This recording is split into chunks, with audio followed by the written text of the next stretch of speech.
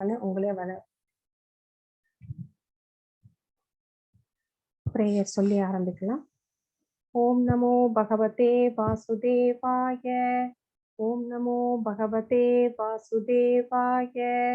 ஓம் நமோ பகவதே வாசுதேவாய. ஓம் அஜ்ஞானத்திமிராந்தஸ்ய ஞானாஞ்சலசலாகயா சக்ஷுருன்மிலிतं येन तस्मै श्रीगुरवे नमः. नमो विष्णुपदाय कृष्णप्रस्थाय भूतले श्रीमते भक्तिवेदान्त स्वामिनिधि नामिने. नमस्ते सरस्वती देवे गौरवाणी प्रचारिणे निर्विशेष शून्यवादी पाश्यतादेशतारिणे. जय श्री कृष्ण चैतन्य प्रभो नित्यानंद श्री अद्वैत गदाधर श्रीवासादि गौर भक्त वृंद. हरे कृष्ण कृष्ण कृष्ण हरे हरे हरे राम राम राम हरे हरे. हरे कृष्ण कृष्ण कृष्ण हरे हरे हरे राम राम राम हरे हरे. हरे कृष्ण कृष्ण कृष्ण हरे हरे हरे राम राम राम हरे हरे. ஹரே கிருஷ்ணா டிவோட்டீஸ், இந்த செஷனுக்கு வந்திருக்கிற பக்த கோடிகள் அனைவருக்கும் என்னுடைய பணிவான வணக்கங்கள். என்னுடைய am I audible மாதாஜி? ஏதோ வால்யூம்னு சொன்னீங்க, நான் இன்க்ரீஸ் பண்ணிருக்கேன். இல்ல, உங்களோட வாய்ஸ் கேக்குறது மாதாஜி, யாருக்கோ அவங்களுக்கு கேட்கலன்றாங்க. ஓ, அதனால தான் அவங்களுடைய வால்யூமை செக் பண்ண சொல்லியிருக்கேன். ஓ, அப்ப என்னோட குறைச்சிருவா? ரொம்ப ஜாஸ்தியா இருக்கிற மாதிரி இருக்கு. நான் இன்க்ரீஸ் பண்ணினேன். நான் இப்போ கரெக்டா இருக்கு உங்களோடது. அவங்களோட வால்யூம் தான் கொஞ்சம் பெருசு பண்ணிக்கணும்னு தோன்றது.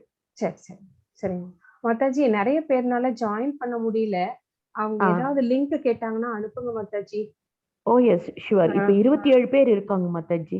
இருக்காங்க. நேத்து ரொம்ப கஷ்டப்பட்டாங்க, இன்னைக்கும் கஷ்டப்பட்டுட்டு தான் இருக்காங்க. ஜாயின் பண்ண முடியலன்ட்டு. அதனாலதான் நான் போஸ்ட் பண்ணிருக்கேன், அட்மின்ஸை கான்டாக்ட் பண்ணுங்கன்னு சொல்லியிருக்கேன். நான் பார்த்தேன், நான் செக் பண்ணிட்டே இருக்கேன். ஓகே மாதாஜி. Okay, thank you.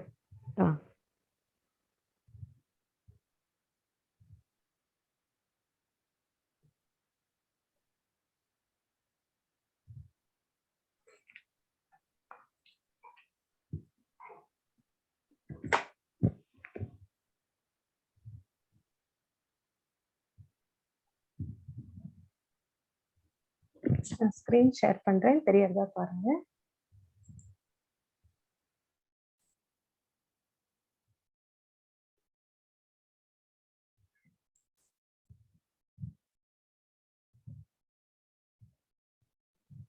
தெரியுது Mataji. Okay, Hare Krishna. Thank you.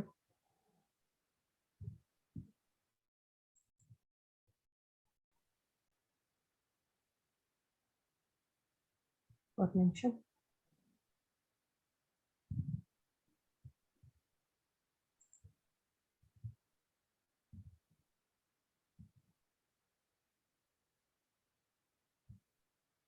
Hare Krishna.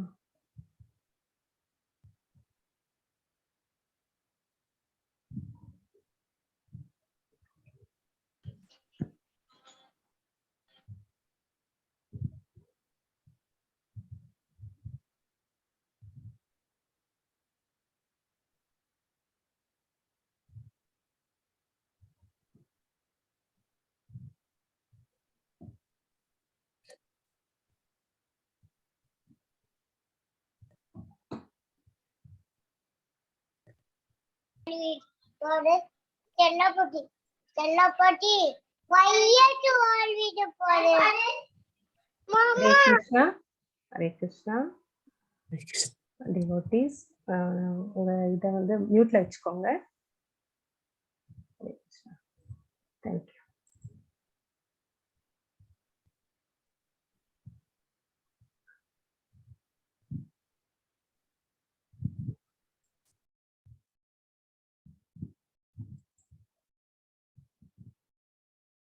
Okay.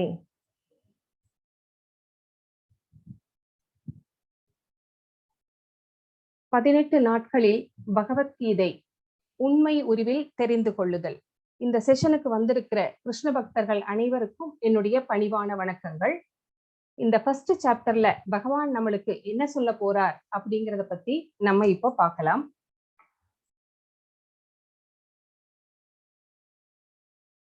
நம்ம நேத்தே பார்த்தோம், இஸ்கானுடைய ஸ்தாபக ஆச்சாரியார் ஏசி பக்தி வேதாந்த சுவாமி பிரபுபாதாவோட போதனைகளின் அடிப்படையில் தான் வந்து இந்த பகவத்கீதை கிளாஸஸ் எல்லாமே வந்து நடக்கிறது. ஸோ அவர் வந்து எப்படியெல்லாம் வந்து இஸ்கானை வந்து நிறுவினார் அப்படிங்கிறத வந்து ஒரு சின்ன இது வந்து நம்ம நேற்று பார்த்தோம். அவரை பத்தின விஷயங்கள் எல்லாமே இப்போ நீங்க அவரை பத்தி உங்களுக்கு ஒரு சில விஷயங்கள் வந்து நன்றாக புரிந்திருக்கும்னு நினைக்கிறேன். அவர் வந்து 60 வயசுல எல்லாரும் ரிட்டையர் ஆகிற வயசுல அவர் வந்து இஸ்கானை நிறுவனம் அப்படின்ட்டு தன்னுடைய குருவினுடைய கட்டளைக்கு ஏற்ப 2 கட்டளை சொல்லியிருந்தாரு. அவரு வேத இலக்கியங்களை எல்லாம் வந்து இங்கிலீஷ்ல வந்து டிரான்ஸ்லேட் பண்ணணும், டிஸ்ட்ரிபியூட் பண்ணணும், வெஸ்டர்ன் கண்ட்ரீஸ்ல கிருஷ்ண பக்தியை வந்து பரப்பணும் அப்படின்னு அந்த 2 போதனைகளையும் வந்து சிரமேற்கொண்டு அதை வெற்றிகரமாக செய்து முடித்தார். அதுவும் எந்த வயசுல எவ்வளவு கஷ்டங்களுக்கு இடையில அப்படிங்கறது எல்லாம் வந்து நம்ம நேற்று பார்த்தோம். இந்த ஸ்பீக்கர் வந்து நீ எங்களுக்கு வேணும் அவங்ககிட்ட பேசணும்னா நீ இது ஆன் பண்ணிட்டு பேசணும். மியூட். ஆமா மியூட். வேண்டாம். Hello madam. சொல்லுங்க சொல்லுங்க மாதாஜி, சொல்லுங்க, கேக்குறது சொல்லுங்க. நீங்க உங்களோட டிவைஸ வந்து மியூட்ல வச்சுக்கோங்க மாதாஜி. மியூட்ல வச்சுக்கிட்டு எப்ப பேசணுமோ அப்ப மட்டும் வந்து அன்மியூட் பண்ணி பேசுங்க. இவர் வந்து என்ன இது வந்து நம்ம பார்த்தோம் நேற்று சான் பிரான்சிஸ்கோவில வந்து ரத யாத்திரை நடத்துறது. இந்த ரதங்கள் எல்லாம் வந்து அமெரிக்காவிலேயே வந்து செதுக்கப்பட்டது அப்படிங்கிற விஷயங்கள் எல்லாமே நம்ம நேற்று பார்த்துட்டோம். இதையும் பார்த்தோம். அவரு சின்ன வயசுல எவ்வளவு பக்தியா இருந்தாரு. இது வந்து ஜலதூதா அந்த கப்பல்ல வந்து போனாரு. இது வந்து ஒரு கார்கோ ஷிப்பு, யாருமே நம்ம டிராவல் பண்ண மாட்டோம், ஆனா அதுல உட்கார்ந்து போனாரு அப்படிங்கிற விஷயம் எல்லாம் நேற்று நம்ம விரிவாகவே வந்து பார்த்தோம். 80க்கும் மேற்பட்ட புக்குகளை வந்து வேத இலக்கியங்களை வந்து அவர் மொழிபெயர்த்திருக்கிறார். அவர் வந்து ஒரு 10 வருஷத்துக்குள்ளேயே எத்தனை தடவை வந்து கண்ட்ரி இந்த எல்லா நாடுகளையும் வந்து சுத்தி போயிட்டு வந்து 12 தடவை போயிருக்கிறாரு. அவர் வந்து கிருஷ்ண பக்தி நம்ம எல்லாம் எதுக்காக போவோம், சுவிஸுக்கு போவோம், சிங்கப்பூர், மலேசியா எல்லாம் போவோம், எல்லாம் சுத்தி பார்க்கறதுக்காக போவோம் இல்லைங்களா, வெக்கேஷனுக்காக போவோம். ஆனா அவர் வந்து கிருஷ்ண பக்தியை பரப்பதற்காகவே வந்து நிறைய டிராவல் பண்ணாரு. இவங்கதான் வந்து ராதா கிருஷ்ணர். ஸோ ஸ்ரீ ஸ்ரீ ராதா கோவிந்தா இஸ்கான் பெங்களூருக்கு டைட்டிஸ்க்கு நம்முடைய பணிவான வணக்கங்களை சமர்ப்பித்து விட்டு இந்த செஷனுக்குள் செல்லலாம். ஹரே கிருஷ்ண கிருஷ்ண கிருஷ்ண ஹரே ஹரே, ஹரே ராம ராம ராம ஹரே ஹரே. ஜெகத்குரு ஸ்ரீல பிரபுபாத கி ஜெய். இந்த கோயில் எங்கே அமைந்திருக்கிறது அப்படிங்கிறதையும் நம்ம நேற்றே பார்த்துட்டோம். பகவத்கீதை அப்படிங்கிறது எல்லா பிரச்சனைகளுக்கும் ஒரு சொல்யூஷனை கொடுக்கக்கூடியது அப்படின்னு அவங்கள தலைவர்களுடைய டெஸ்டிமோனி எல்லாமே நேற்று பார்த்தோம். இதை வந்து ஏன் வந்து பகவத்கீதை உண்மையுறியில வந்து நம்ம செலக்ட் பண்ணணும் அப்படிங்கறத வந்து நம்ம மொபைல்லையும் ஏதாவது சார்ஜ் பண்றோம், அந்த சார்ஜர் வந்து ஏதாவது டேமேஜ் ஆயிருந்துச்சுன்னா சோர்ஸுக்கும் அந்த ரிசீவருக்கும் நடுவுல அந்த கனெக்ஷன் கட் ஆயிடுச்சுன்னா என்ன போய் சேரணுமோ அது வந்து போய் சேராது, என்ன விஷயங்கள் கம்யூனிகேட் பண்ண முடியாது அப்படிங்கிறது நம்மளுக்கு எல்லாத்துக்குமே தெரியும். அந்த மாதிரிதான் வந்து யார் வந்து டிசிப்ளின் சக்சஷன்ல வந்திருக்கிறாங்களோ குருமார்கள், அவர்களுடைய வார்த்தைகளை அவர்களுடைய இன்ஸ்ட்ரக்ஷன்ஸ் தான் நம்ம ஃபாலோ பண்ணணும். மற்றவங்களோடதெல்லாம் வந்து அவங்களுடைய ஓன் இன்டர்பிரிட்டேஷன்ஸ், மோட்டிவேட்டட் இன்டர்பிரிட்டேஷன்ஸ் இருக்கும். அதனால வந்து அதை ஃபாலோ பண்ணுவது அப்படிங்கிறதை தவிர்க்க வேண்டும் அப்படிங்கிறதையும் நம்ம பார்த்தோம். ஹரே கிருஷ்ணா. ஹரே கிருஷ்ணா மாதாஜி. மேடம் உங்களோட பேசணும் அப்படின்னு சொன்னீங்கன்னா பேசலாமான்னு கேளுங்க. இப்போ இப்போ பிரபு இப்ப பேசுறத தவிர்த்துருங்க. இந்த செஷன் முடிஞ்சதுக்கு அப்புறமா நான் உங்களுக்கு எவ்வளவு நேரம் வேணாலும் நான் தர்றேன். நீங்க அப்போ உங்களோடது எல்லாமே உங்களுடைய டவுட்ஸ் நீங்க என்ன கேட்கணும்னு நினைக்கிறீங்களோ அதை வந்து கண்டிப்பா கேட்கலாம். சரிங்களா? அது வரைக்கும் கொஞ்சம் பொறுமையா இருக்கணும்னு வேண்டி கேட்டுக்கிறேன் மாதாஜி. ஹரே கிருஷ்ணா. சோ இந்த மாதிரி ஒரு சங்கிலி தொடர் மாதிரி வர்ற அந்த குருமார்கள் கிட்ட இருந்து நேத்தே நம்ம பார்த்தோம். கிருஷ்ணர் கிட்ட இருந்து பிரம்மாவுக்கும், பிரம்மர் கிட்ட இருந்து நாரதருக்கும், மற்ற குருமார்களுக்கும் வந்து 32வது குரு வந்து நம்மளுடைய டிவைன் கிரேஸ் ஏசி பக்தி வேதாந்த சுவாமி பிரபுபாதா வந்து இருக்கிறாங்க. இதை நீங்க வந்து அந்த முன்னுரையோட கடைசி பேஜ்ல பாத்தீங்கன்னா அந்த 32 குருமார்கள் வந்து யார் யாரு, கௌடிய வைஷ்ணவ சம்பிரதாயத்திலே வந்தவர்கள் அப்படிங்கிறத வந்து நம்ம தெரிஞ்சுக்கலாம்.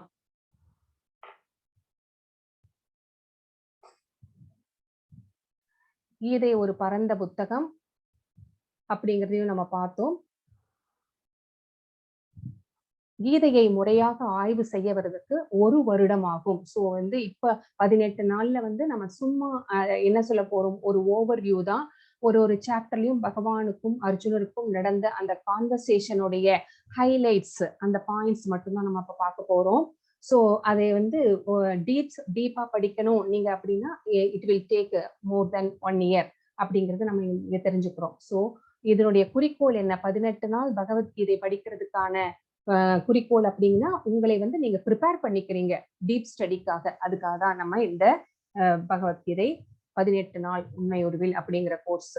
சோ பகவத்கீதை வந்து எந்த மனநிலையில் உரைக்கப்பட்டது, யாருக்கு 2 பேத்துக்கு நடுவுல கான்வர்சேஷன் நடந்தது அப்படிங்கிறது நம்ம எல்லாத்துக்குமே தெரியும். அர்ஜுனருக்கும் பகவான் கிருஷ்ணருக்கும் இடையிலே நடந்த உரையாடல் எப்படி நடந்தது, எங்கே நடந்தது, எதற்காக நடந்தது அப்படிங்கறதெல்லாம் நம்ம இப்ப பார்க்க போறோம். அர்ஜுனர் இப்ப வந்து கௌரவர்களுக்கும் பாண்டவர்களுக்கும் ஏன் போர் ஏற்பட்டது அப்படிங்கறது வந்து நம்மளுக்கு தெரியும். சோ ஒரு ஊசி முனை அளவு நிலம் கூட தரமாட்டேன் அப்படின்னு பாண்டவர்களுடைய நிலத்தை எல்லாம் அபகரித்து வைத்துக்கொண்டு கௌரவர்கள் வந்து அவங்களை விரட்டி விட்டாங்க. எத்தனையோ தடவை வந்து பகவானும் வந்து தூதுவராக சென்று அதிலே ஒரு சுமூகமான முடிவு எடுக்க முடியவில்லை. அப்ப போர்தான் ஒரே வழி அப்படிங்கிற அந்த நிலைமைக்கு கௌரவர்கள் தான் கொண்டு வந்தாங்க. சோ இப்ப போர் செய்யறதுக்காக 2 பேருமே வந்து குருட்சேத்திர போர்க்களத்துல அணிவகுத்து நிக்கிறாங்க 2 பக்கமும். சோ அந்த மாதிரி ஒரு சிச்சுவேஷன்ல தான் பகவத்கீதை வந்து அர்ஜுனருக்கு உரைக்கப்பட்டது பகவானால் அப்படிங்கிறது நம்ம எல்லாத்துக்குமே தெரியும். சோ அர்ஜுனர் வந்து எப்படிப்பட்டவர், அவர் ஒரு பகவானுடைய பக்தர், அவர் வந்து சீடர். சோ இப்படிப்பட்டவருக்கு இந்த மாதிரி கலக்கங்கள், இந்த மாதிரி அறியாமையில இருப்பாரா, இவ்வளோ வந்து கொஸ்டின்ஸ் கேட்கிறாரே, இந்த விஷயம் கூட இவருக்கு தெரியாதா அப்படின்னு நம்மளுக்கு நினைக்க தோன்றும். இது எப்படின்னா பிவல்டர்மெண்ட் எப்படி வந்துச்சு அப்படின்னா இது வந்து பகவானுடைய ஒரு அரேஞ்ச்மெண்ட் தான். சோ அர்ஜுனரை வந்து அறியாமையிலே ஆழ்த்தி அவரை வந்து கொஸ்டின்ஸ் கேட்க வைக்கிறாரு. சோ அப்படி கேட்க வச்சதுனாலதான் அந்த குழப்பத்தில் ஆழ்த்தி கொஸ்டின் கேட்க வச்சதுனாலதான் பகவத்கீதை வந்து நம்மளுக்கு கிடைச்சது. இல்லைன்னா பகவத்கீதை வந்து பேச வேண்டிய அவசியமே இல்லை. சோ பகவத்கீதையை முதலில் கேட்பவர் அர்ஜுனன் என்றாலும் அது அர்ஜுனருக்காக மட்டும் பகவான் தரல, இந்த உலக மக்கள் அனைவருக்குமாகவே அந்த பகவத்கீதை வந்து உரைக்கப்பட்டது அப்படிங்கறத நம்ம தெரிஞ்சுக்கிறோம்.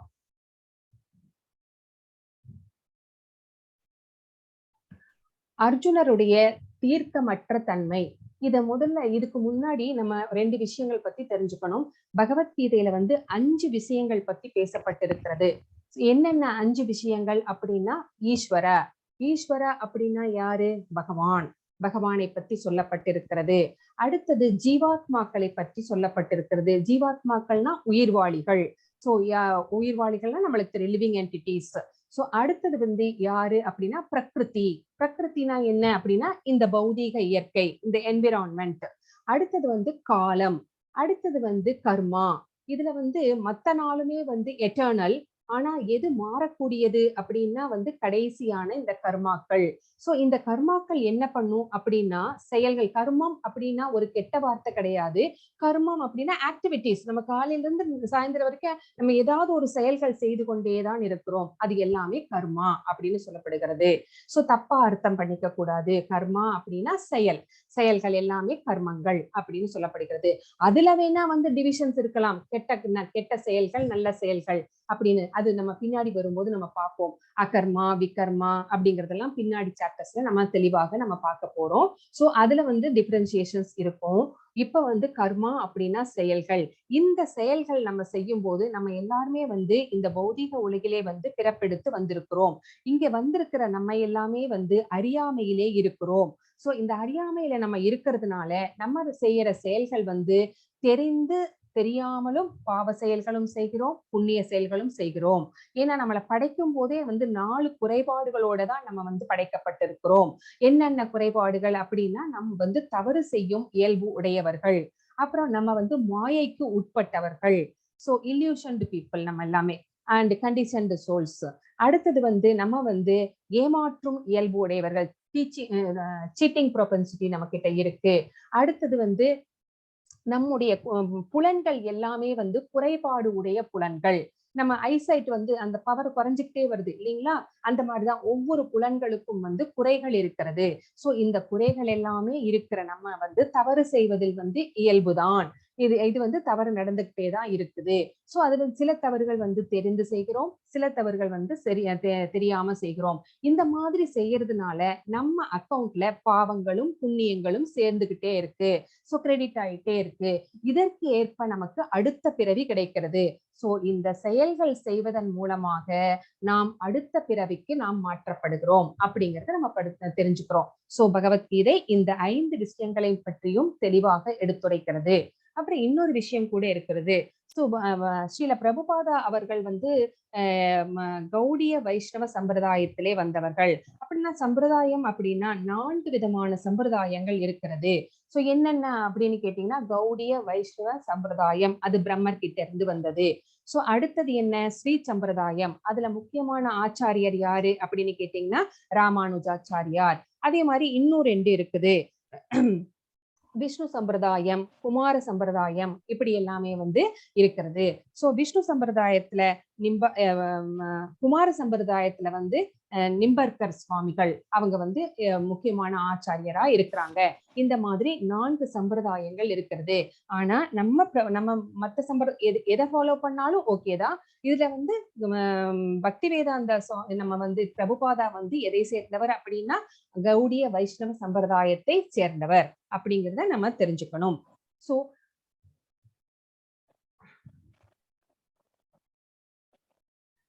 சோ பகவத்கீதையுடைய மனநிலை வந்து எப்படி அப்படிங்கறத புரிஞ்சுக்கிறோம். இப்ப சொல்றாங்க, அர்ஜுனரின் கலக்கமும் மாயையின் தோற்றமும் கிருஷ்ணரின் ஏற்பாடு என்பதை புரிந்து கொள்ள வேண்டும். சோ அர்ஜுனரை வந்து அறியாமையிலே ஆழ்த்தி அவரை வந்து கொஸ்டின்ஸ் கேட்க வைக்கிறாரு. கேட்க வைக்கிறதுனாலதான் பகவத்கீதை வந்து பேசப்பட்டது. இது வந்து அனைவரின் நலனுக்காக அப்படிங்கறத நம்ம பார்த்துட்டோம். இதுவும் பார்த்துட்டோம்.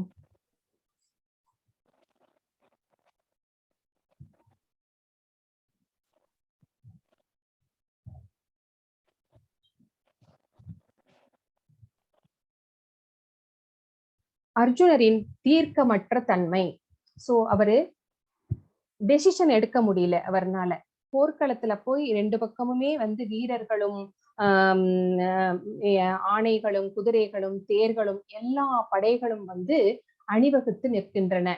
சோ இங்க வந்து கிருஷ்ணர் வந்து 2 படைகளுக்கும் நடுவில் தேரை ஓட்டினார். ஏன் ஓட்டினார் அப்படின்னா அர்ஜுனர் தான் ரிக்வெஸ்ட் பண்ணி கேட்கிறாரு.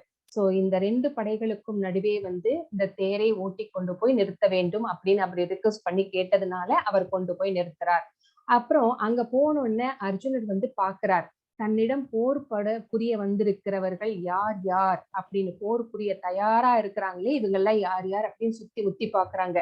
பார்த்த உடனேதான் தெரிகிறது அந்த குருவம்சம் அத்தனையுமே தனக்கு எதிராக போர் செய்ய நின்று கொண்டிருக்கிறதை பார்க்கிறார். தன்னுடைய பெரியப்பாமார்கள், சித்தப்பாமார்கள், தன்னுடைய குரு, தன்னுடைய பாட்டனார் பீஷ்மாச்சாரியார், கிருபாச்சாரியார், துரோணாச்சாரியார், தன்னுடைய நண்பர்கள், இந்த மாதிரி வெல்விஷஸ் எல்லாருமே வந்து எதிராக நிற்கிறார்கள். இவங்க பாண்டவர் மேல போர் தொடுப்பதற்கு தயாராக நின்று கொண்டிருக்கிறார்கள். அதையெல்லாம் பார்த்த உடனே மனது கலங்கி போய் என்ன செய்வது அப்படின்னு தெரியாம அவர் வந்து ஒரு விதமான என்ன முடிவெடுக்க முடியல, இன்டெசிஷன்டா இருக்கிறாரு. சோ அந்த மாதிரி இருக்கிறதுதான் தீர்க்கமற்ற தன்மை அப்படின்னு சொல்றாங்க. உடனே அவர் என்ன பண்றாரு, பகவான் கிருஷ்ணரிடம் சரணடைகிறார். சோ இதன் விளைவாக தான் வந்து பகவத்கீதை வந்து பேசப்பட்டது. சோ எந்த சிச்சுவேஷன்ல பகவான் வந்து இதை சொன்னார் அப்படிங்கறத நம்ம இப்ப தெரிஞ்சுக்கிறோம். 45 நிமிடத்துல 700 ஸ்லோகங்கள் மூலமாக பகவான் வந்து அர்ஜுனருக்கு வந்து இதை எல்லாமே வந்து குருட்சேத்திர போர்க்களத்திலே வந்து எடுத்துரைத்தார் அப்படிங்கறத நம்ம தெரிஞ்சுக்கிறோம்.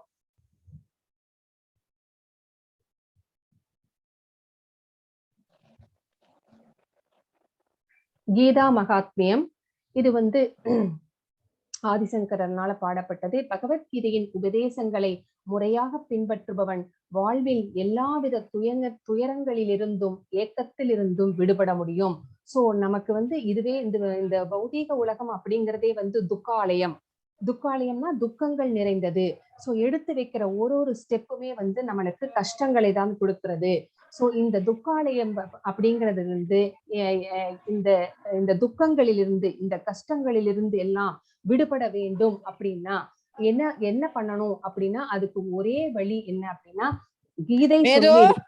ஹரே கிருஷ்ணா மாதாஜி, ஹரே கிருஷ்ணா. உங்களுடைய இதை வந்து மியூட்ல வச்சுக்கோங்க மாதாஜி, டிவைஸ.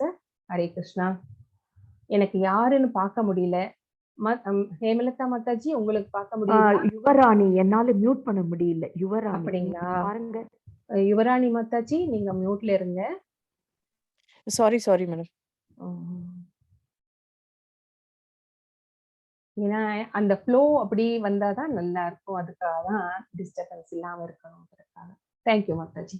சோ பகவத்கீதையோட உபதேசங்களை வந்து முறையாக பின்பற்றுபவன் வந்து இந்த துயரங்களிலிருந்து விடுபட முடியும் அப்படின்னு நம்ம தெரிஞ்சுக்கிறோம்.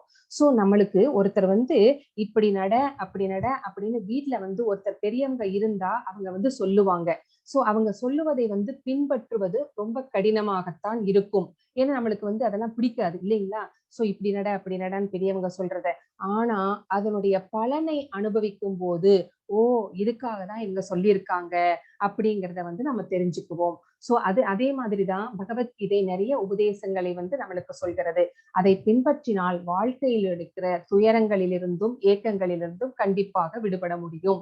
சோ இந்த வாழ்க்கையில் பயமே விடுபட்டு போயிடும். நம்ம என்ன செய்ய போறோம் நம்ம அப்படிங்கிற பயம் இருக்கும் நம்மள எல்லாத்துக்குமே. சோ அந்த பயம் வந்து நம்மை வந்து விட்டு விலகிவிடும். நாம் வந்து ஆன்மீக வாழ்வுக்கு நம்மை வந்து தயார்படுத்தி கொள்ள பகவத்கீதை நம்மளுக்கு துணை செய்கிறது. பகவத்கீதையை வந்து எப்படி படிக்கணும்? ரொம்ப ஆர்வத்தோட அக்கறையோட ஒருவன் படித்தால் பகவானின் அருளால் அவனது பூர்வ ஜென்ம பாவங்கள் செயல்படாமல் போகும். சோ நம்ம வந்து நிறைய பாவங்கள் நம்ம இந்த ஜென்மத்திலேயே நம்ம நிறைய பாவங்கள் செய்துட்டு இருக்கிறோம். சோ நம்ம எத்தனையோ ஜென்மங்கள் எடுத்ததுக்கு அப்புறமா தான் 84 லட்சம் பிறவிகள் எடுத்ததுக்கு அப்புறமா தான் நம்மளுக்கு இந்த மனித பிறவி கிடைத்திருக்கிறது.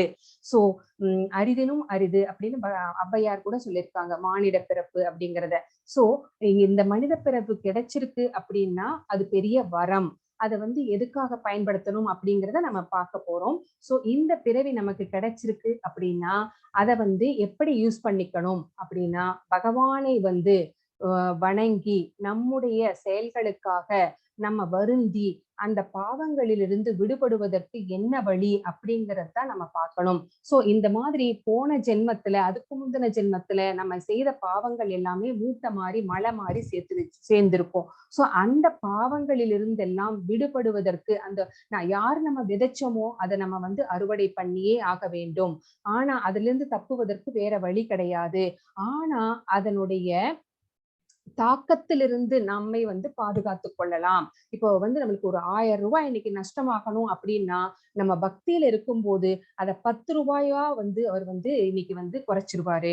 நமக்கு இன்னைக்கு வந்து எனக்கே வந்து இன்னைக்கு ஒரு கீழே விழுந்து நான் பிராக்சர் ஆயிருக்கணும் அப்படின்னு அந்த சிச்சுவேஷன் இருக்கு அப்படின்னா நான் வந்து பகவானை வந்து வழிபடக்கூடிய ஒரு பக்தையாக டிவோஷனல் சர்வீஸ் பண்றவளா இருந்தா ஒரு சின்ன வந்து தசைப்பிடிப்போட வந்து நம்ம அதை வந்து தடுத்துருவாரு பகவான். சோ அதுதான் சொல்றாரு, அந்த பாவங்கள் வந்து செயல்படாமல் போவதற்கு பகவான் வந்து நம்மளுக்கு துணை செய்கிறார் அப்படிங்கறத நம்ம இங்க தெரிஞ்சுக்கிறோம்.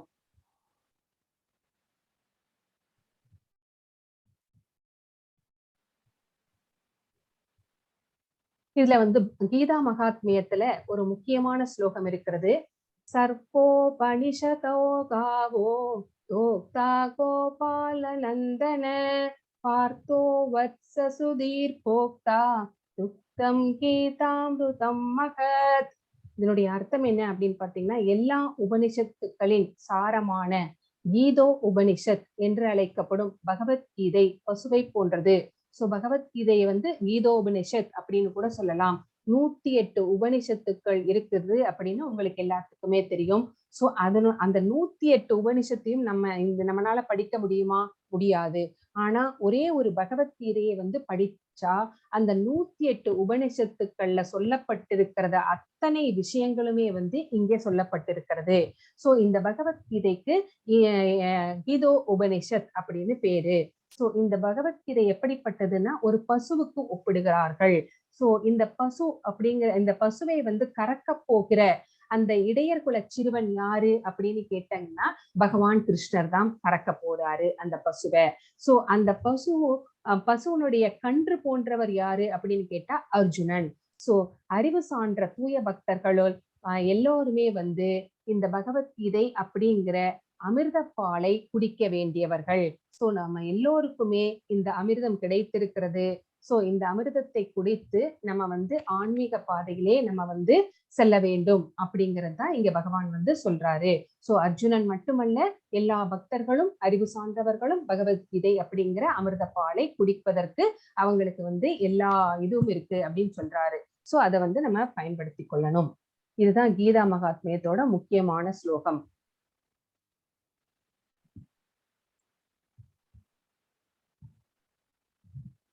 சோ இன்னைக்கு நம்ம பார்க்க போற இந்த ஃபர்ஸ்ட் சாப்டர் அர்ஜுன விசாத யோகம், அர்ஜுனனின் கவலை.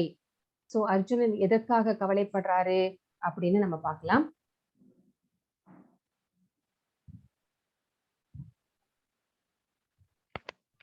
ஒரே காட்சிக்கு வெவ்வேறு எதிர்வினைகள். சோ இங்க பாக்குறோம் ஒரே ஒரு சீன் தான். இங்க பாருங்க, இந்த போர்க்களத்துல இங்க ஒரு படை நிக்கிறது, இந்த சைடு ஒரு படை, கௌரவ படை, பாண்டவ படை. சோ இதுல வந்து இவர் யாரு உங்களுக்கு தெரியுதா? இவர் யாரு, இவர் யாரு? ஹரே கிருஷ்ணா டிவோட்டீஸ், யாராவது ஒருத்தர் அன்மியூட் பண்ணி சொல்லுங்க. இங்க 2 பேர் இருக்காங்க, இவர் யாரு, இவர் யாருன்னு சொல்லுங்க. ஆமாங்க மாதாஜி. துரியோதனனுடைய முகத்தில் எப்படி இருக்கிறது அவரோட ஃபீலிங்ஸ்? அர்ஜுனருடைய முகத்துல எப்படி இருக்கிறது? துரியோதனனுக்கு ரொம்ப கோபமா இருக்கு, அர்ஜுனன் வந்து ரொம்ப வருத்தமா இருக்கிறாரு. சரிங்களா? சோ அவருக்கு என்ன அப்படின்னா, எங்கேயோ காட்டுல நம்ம வந்து 12 வருஷம் வனவாசத்துக்கு அப்புறமா வந்து இவங்கனால எப்படி வந்திருக்காங்க இவங்க பாண்டவர்கள், எப்படி இவ்வளவு பெரிய படையை வந்து அணிவகுத்து இங்க நிக்கிறாங்க, போருக்கு தயாராக நிற்கிறார்கள் அப்படிங்கிற அந்த ஒரு கோபம். அதுவும் இல்லாம வந்து துரோணாச்சாரியார் மேல ரொம்ப கோபம். சோ இது எல்லாமே வந்து அவருடைய முகத்திலே வந்து வெளிக்காட்டுறாரு. இங்க வந்து அர்ஜுனருக்கு என்ன அப்படின்னா, கடவுளே, இந்த மாதிரி என்னுடைய பெரியப்பா, சித்தப்பா, அப்புறம் தாத்தா, குருமார்கள், நண்பர்கள் எல்லாத்தையுமே நான் கொல்ல போறேனே, இவங்களெல்லாம் கொன்னுட்டு நான் என்ன சந்தோஷத்தை நான் அனுபவிக்க போறேன், எனக்கு இந்த போரே வேண்டாம் அப்படின்னு பகவான் கிட்ட வந்து சொல்லிக்கிட்டு இருக்கிறாரு. இதுதான் ஒரே சீன் தான், ஆனா வேற வேற மாதிரி ஃபீலிங்ஸ் அவங்க 2 பேர்த்துக்கும். இது வந்து நம்ம இந்த சாப்டர்ல ஃபர்ஸ்ட் ஸ்லோகம். ஃபர்ஸ்ட் ஸ்லோகம் வந்து பாருங்க, திருதராஷ்டிரர். திருதராஷ்டிரர் யாரு? கௌரவர்களுடைய தந்தை, துரியோதனன், துச்சாதனன் இவங்களுடைய தந்தை. சரிங்களா? சோ பக்கத்துல உட்கார்ந்து இருக்கிறவர் யாரு அப்படின்னு கேட்டா சஞ்சயன், அவருடைய காரியதரசின்னு சொல்லலாம், தேரோட்டின்னு சொல்லலாம். எல்லாமே அவருக்கு அவர்தான். ஏன்னா அவர் வந்து திருதராஷ்டிரருக்கு வந்து கண் இல்லை என்று நமக்கு எல்லாத்துக்குமே தெரியும். சோ அந்த மாதிரி அவர் வந்து எல்லாமாக அங்க இருக்கிறார், சஞ்சயன் இருக்கிறார். சோ இந்த திருதராஷ்டிரர் என்ன சொல்றார் அப்படின்னு நம்ம பார்க்கலாம். திருதராஷ்டிர உவாச்ச தர்மக்ஷேத்ரே குருக்ஷேத்ரே சமவேதாயுயுத்சவஹ மாமகா பாண்டவாஸ்சைவ கிமகுர்வத சஞ்சய. சோ திருதராஷ்டிரர் கூறினார், புண்ணிய யாத்திரை தலமான குருச்சேத்திரத்தில் போர் புரிய விருப்பம் கொண்டு ஒன்று கூடிய பிறகு என் மகன்களும் பாண்டுவின் புதல்வர்களும் என்ன செய்தனர் சஞ்சயனே அப்படின்னு கேட்கிறாரு. சோ இங்க திருதராஷ்டிரர் சஞ்சயன் கிட்ட கேட்கிறார். ஏன் கேட்கிறார் அப்படின்னா, அவருக்கு சஞ்சயன் கிட்ட ஏன் கேட்கிறார், எங்கேயோ நடக்கிற போரை பத்தி ஏன் இங்க வந்து விசாரிக்கிறார் அப்படின்னா, இந்த சஞ்சயன் அப்படிங்கிறவர் யாரு அப்படின்னா வியாசதேவருடைய சீடர். சோ வியாசதேவர் வந்து என்ன வேதவியாசர். சோ அவருடைய சீடர் அப்படிங்கிறதுனால வேதவியாசர் வந்து இவருக்கு வந்து ஒரு வரத்தை கொடுத்திருக்கிறார். தூர திருஷ்டி அப்படின்னு, நம்ம எங்கேயோ மேட்ச் நடக்குது, நம்ம லைவா பாக்குறோமா இல்லைங்களா டிவில, அந்த மாதிரிதான் எங்கேயோ குருச்சேத்திரத்துல நடக்கிற போரை வந்து அஸ்தினாபுர அரண்மனையிலே உட்கார்ந்து கொண்டு சஞ்சயனால் பார்க்க முடியும். அந்த மாதிரியான ஒரு வரத்தை வேதவியாசரிடமிருந்து சஞ்சயன் பெற்றிருக்கிறார். ஃபர்ஸ்ட் அந்த வரத்தை திருதராஷ்டிரருக்கு தான் கொடுக்கறதா இருந்தது. அவர் இல்ல வேண்டாம் வேண்டாம், எனக்கு வந்து நீங்க சஞ்சயன் கிட்ட அந்த வரத்தை கொடுங்க, அவர் வந்து எனக்கு சொல்லுவாருன்னு சொல்லிட்டதுனால இப்ப வந்து சஞ்சயன் வந்து அந்த வரத்தை பெற்றுக்கொண்டு போரிலே என்ன நடக்கிறது அப்படிங்கறது எல்லாம் வந்து திருதராஷ்டிரருக்கு லைவா அப்படி அங்க என்ன நடக்குதுன்னு பார்த்து வந்து சொல்லிட்டு இருக்கிறார். சோ அதனாலதான் வந்து திருதராஷ்டிரர் வந்து கேட்கிறார் சஞ்சயன் கிட்ட, புண்ணிய யாத்திரை தலமான அப்படிங்கிறாரு. சோ யாத்திரை தலம் அப்படின்னா புண்ணிய யாத்திரை தலம். சோ தர்மக்ஷேத்ரே, சோ அந்த போர் நடக்கிற அந்த குருக்ஷேத்திரம் அப்படிங்கிற இடம் எப்படிப்பட்டது அப்படின்னா, யாரெல்லாம் தர்ம வழியில் நடக்கிறார்களோ அவர்களுக்கு மட்டும்தான் பாசிட்டிவான இன்ஃப்ளூயன்ஸை தரக்கூடிய ஸ்தலம் அது அப்படிங்கிறத நம்ம தெரிஞ்சுக்கணும். இதற்கு முன்னாடி கூட 2 முக்கியமான போர்கள் நடந்திருக்கிறது. அதிலே கூட யாரெல்லாம் வந்து தர்மத்தின் பக்கம் நின்றார்களோ அவர்களுக்குத்தான் வெற்றியை கொடுத்திருக்கிறது. அதனால சந்தேகமே இல்லை, யாரெல்லாம் தர்ம வழியில் நடக்கிறார்களோ அவர்களுக்கே வந்து வெற்றி வாய்ப்பை இந்த தலம் நல்கும் அப்படிங்கிறது.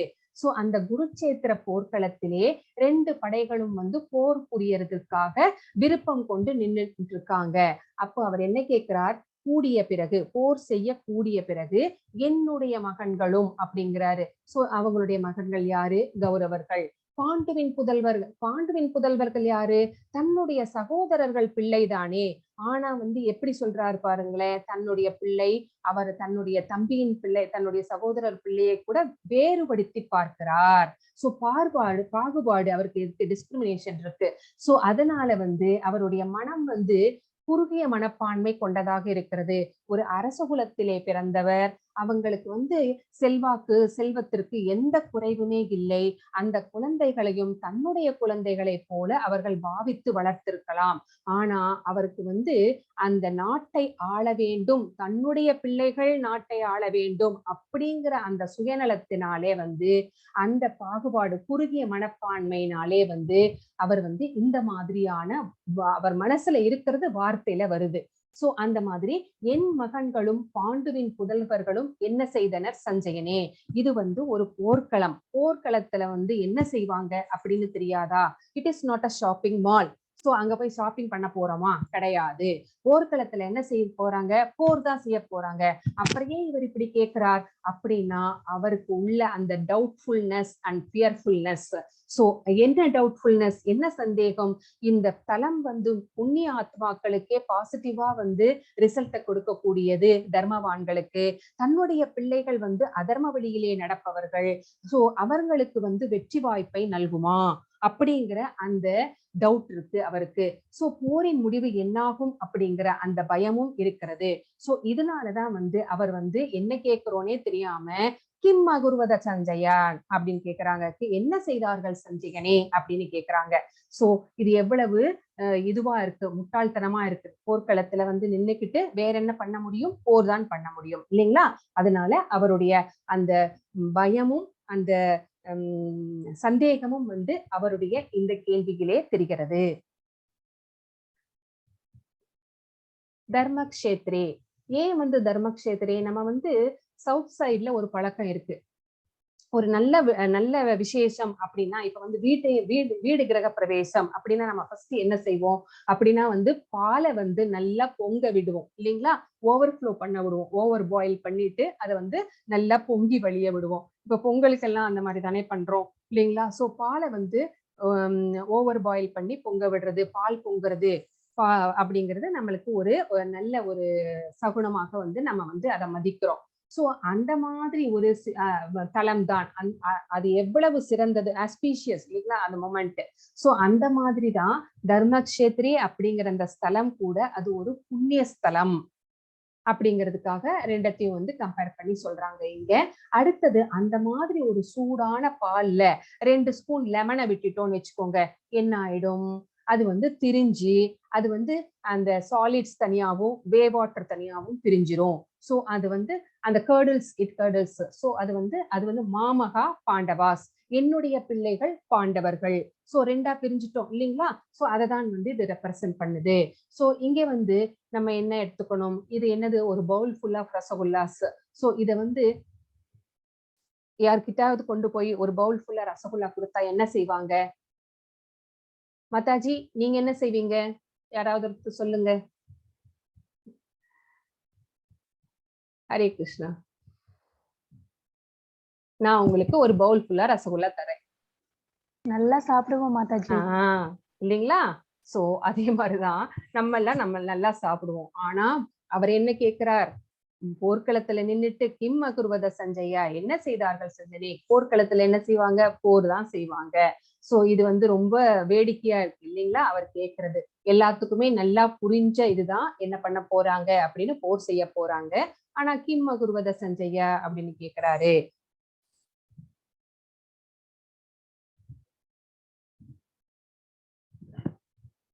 இங்க அடுத்த ஸ்லோகத்துல நம்ம யார பாக்குறோம் அப்படின்னா, துரியோதனனையும் துரோணாச்சாரியாரையும் பாக்குறோம். துரோணாச்சாரியார் அப்படிங்கிறவர் யாரு அப்படின்னு நம்மளுக்கு நன்றாகவே தெரியும். பாண்டவர்களுக்கும் அவர்தான் வந்து குருவாக இருந்தார். அப்புறம் வந்து கௌரவர்களுக்கும் அவர்தான் குலகுருவாக இருந்தார். அவர்தான் வந்து மிலிட்டரி ஆர்ட், எல்லா போர்க்கலைகளையுமே வந்து அவர்தான் வந்து கற்றுக் கொடுத்தார். சோ இங்க ஏன் வந்து துரியோதனன் வந்து ஏன் துரோணாச்சாரியார வந்து இவ்வளவு கோபமா பார்க்கணும் அப்படிங்கறத வந்து நம்ம இந்த ஸ்லோகத்திலிருந்து தெரிஞ்சுக்கலாம். பஷ்யைதாம் பாண்டு புத்ராணாம் ஆச்சாரிய மகதீம் சமூம் யூடாம் த்ருபத புத்ரேன தவசிஷ்யேன தீமதா. சோ என் ஆசிரியரே, இதோ பாண்டுவின் மகன்களின் பெரிய படையை உங்கள் புத்திசாலித்தனமான சீடரான துருபதாவின் மகனால் திறமையாக ஏற்பாடு செய்யப்பட்டுள்ளது அப்படிங்கிறார். என் ஆசிரியரே அப்படிங்கிறாரு துரோணாச்சாரியரை பார்த்து. பாண்டுவின் மகன்கள், சோ பாண்டவர்களுடைய பெரிய படையை யார் வந்து லீட் பண்றா அப்படின்னு பார்த்தா துருபதனின் மகன். துருபதனுடைய மகன் யாரு? ஃபர்ஸ்ட் துருபதன் யாரு? துருபதன் அப்படிங்கிறவர் ஒரு ராஜா. அவர் வந்து இந்த துரோணாச்சாரியாரும் துருபதனும் வந்து அந்த மகாராஜாவும் வந்து ஒரே குரு கிட்ட குருகுல கல்வியை பயின்றவர்கள். சோ இந்த துருபத மகாராஜாவோட மகன் யாரு? திருஷ்டத்யும்னன். அந்த திருஷ்டத்யும்னன் தான் இப்ப இந்த பாண்டவர்களுடைய படையை வந்து திறமையாக வழிநடத்தி செல்வதற்காக அவர் வந்து லீடிங்ல நின்றுட்டு இருக்கிறாரு. சோ இங்க பாருங்க ஆசிரியரே, பாண்டுவின் படைகளை, எப்படிப்பட்ட படை? மிகப்பெரிய அந்த படையை உங்களுடைய சீடன், சோ எப்படி கௌரவர்களும் பாண்டவர்களும் துரோணாச்சாரியாருக்கு சீடர்களோ அதே மாதிரிதான் இந்த துருபத மகாராஜாவோட பிள்ளையான திருஷ்டத்யும்னனும் இந்த துரோணாச்சாரியாருக்கு சீடர். அவர்கிட்டதான் வந்து மிலிட்டரி ஆர்ட் எல்லாமே கத்துக்கிட்டாரு. சோ சரி கத்துக்கட்டும், அதுக்கே இவ்வளவு கோவப்படுறாரு அப்படிதானே பார்க்க போறீங்க. அதுக்கு பின்னாடி ஒரு ஸ்டோரி இருக்கு. மாதாஜி ஹரே கிருஷ்ணா, நீங்க என்ன ஸ்டோரி சொல்ல போறீங்க மாதாஜி? ஹேமலதா மாதாஜி. இன்னைக்கு பீஷ்மரை பத்தி சொல்லலாம் இருக்கேன். இன்னைக்கு வந்து ரதாஷ்டமி, ரத சப்தமி. சொல்லுங்க மாதாஜி. அஷ்டமி, அதனால அத ஓகே ஓகே, அப்ப நான் இத சொல்லிடுறேன். Okay, thank you Mataji. ஓகே. இந்த துருபத மகாராஜா துரோணாச்சாரியார் 2 பேருமே சின்ன வயசுல ஒரு குரு கிட்ட வந்து கல்வி கத்துக்கிட்டு வந்தாங்க. அப்ப வந்து என்னாச்சு அப்படின்னா ஒரு சந்தோஷமான மனநிலையிலும் துக்கமான அந்த மனநிலையிலும் யாருக்குமே நம்ம வந்து வாக்கு கொடுக்க கூடாது அப்படின்னு பெரியவர்களும் சாஸ்திரங்களும் சொல்லி இருக்காங்க. ஆனா ஏதோ ஒரு சிச்சுவேஷன்ல சந்தோஷமான மூட்ல இருக்கும் போது இந்த துருபத மகாராஜா என்ன பண்ணிட்டாரு அப்படின்னா, நான் வந்து மன்னனாகி விட்டால் நான் வந்து என்னுடைய ராஜ்யத்திலே பாதியை வந்து உனக்கு தர்றேன், நீ கவலைப்படாத அப்படின்னு. ஏன்னா இவர் வந்து ஒரு ஏழ்மையான குடும்பத்திலே இருக்கிறவர். சோ அந்த மாதிரி ஒரு சிச்சுவேஷன்ல நீ வந்து கவலைப்படாதேன்னு சொல்லிட்டாரு. சொன்னவரு அதுக்கப்புறம் மறந்து போயிட்டாரு. சோ இவர் வேற பாதையில போயிட்டாரு, அவர் வேற பாதையிலே போயிட்டாரு. இவர் ஒரு குலகுருவாக வந்து எல்லாத்துக்கும் வந்து போர்க்கலைகளை கற்றுக் கொடுக்கிற ஆசிரியராக இருக்கிறார். அவர் வந்து எங்கோ ஒரு நாட்டிலே மன்னனாக இருக்கிறார். சோ இந்த துரோணாச்சாரியாருக்கு திருமணமாகிறது, ஒரு பிள்ளை பிறக்கிறான். பிள்ளையுடைய பெயர் வந்து அஸ்வத்தாமன் அப்படிங்கிறது தெரியும். சோ ரொம்ப வறுமை அந்த வீட்டிலே, பிள்ளைக்கு பால் கூட கொடுக்க முடியாத நிலைமை. சோ ரொம்ப அதை பார்த்து அவங்க மனைவி வந்து ரொம்ப கஷ்டப்படுறாங்க. உங்களுடைய நண்பர் தானே இந்த நாட்டினுடைய ராஜா, நீங்க வந்து ஏன் நீங்க போய் அவர்கிட்ட போய் ஒரு பசுமாடு வாங்கிட்டு வாங்க, பிள்ளைக்கு பால் கொடுக்கலாமே அப்படின்னு சொல்றாங்க. சோ இவரும் வந்து அவரை பார்க்க போகிறாரு. அங்க வந்து அவர் வந்து அவமானப்படுத்தப்படுகிறார். அவமானப்படுத்தும் போது அவர் வந்து என்ன சொல்லிடுறார் அப்படின்னா வந்து சூளுரைக்கிறார். நான் வந்து உன்னை வந்து 2 பேத்துக்கும் வந்து ஒரு மிஸ் அண்டர்ஸ்டாண்டிங் வந்துடுது. சரிங்களா? அந்த மிஸ் அண்டர்ஸ்டாண்டிங் வந்ததுனால என்ன ஆயிடுது அப்படின்னா, துருபத மன்னன் வந்து ஒரு வேள்வி நடத்துறார். வேள்வியில வந்து இந்த துரோணாச்சாரியாரை கொல்வதற்கு ஒரு மகன் வேண்டும் அப்படின்னு வந்து வேள்வி நடத்துறார். அந்த வேள்வியில் பிறந்தவர் தான் திருஷ்டத்யும்னன். திருஷ்டத்யும்னன் வந்து அந்த வேள்வியிலே பிறக்கிறார். அதுக்கடுத்தது திரௌபதியும் பிறக்கிறாங்க அப்படின்னு நம்மளுக்கு எல்லாத்துக்குமே தெரியும். அந்த திருஷ்டத்யும்னனை வந்து போர்க்கலைகள் கற்றுக்கொள்வதற்கு யார்கிட்ட அனுப்புறார்? இந்த துரோணாச்சாரியாரிடமே அனுப்புறார். சோ அவரை கொல்வதற்காக தான் திருஷ்டத்யும்னனே வந்திருக்கான், பிறந்திருக்கான். ஆனா அவர்கிட்டயே அனுப்புறாரு. துரோணாச்சாரியாரும் பரந்த மனப்பான்மையுடன் அவருக்கு அந்த திருஷ்டத்யும்னனுக்கு போர்க்கலைகள் அனைத்தையும் கற்றுக் கொடுக்கிறார். சோ இது வந்து எவ்வளவு பெரிய விஷயம் இல்லைங்களா? சோ தன்னை கொல்ல போகிற ஒருவனுக்கு எந்த மனசிலே கல்மிஷமும் இல்லாமல் ஒரு ஆசிரியராக எல்லா போர்க்கலைகளையுமே கற்றுக் கொடுக்கிறார். சோ நீங்களே கத்து கொடுத்தீங்க, இப்ப வந்து அவன் வந்து ஆப்போசிட் பார்ட்டி கூட சேர்ந்துட்டு இருக்கான், அவன் வந்து உங்களை கொல்ல போறான். சோ அப்படி அந்த கோபம் தான் நீங்க அவனுக்கு ஏன் சொல்லி கொடுத்தீங்க அப்படிங்கிற அந்த மாதிரியான ஒரு மனநிலை வந்து இப்போ யாருக்கு இருக்கிறது? துரியோதனனுக்கு இருக்கிறது. இப்ப உங்களுக்கு புரிஞ்சிருக்கும்னு நினைக்கிறேன், ஏன் இவ்வளவு கோபம் துரோணாச்சாரியார் மேல துரியோதனனுக்கு அப்படின்னு.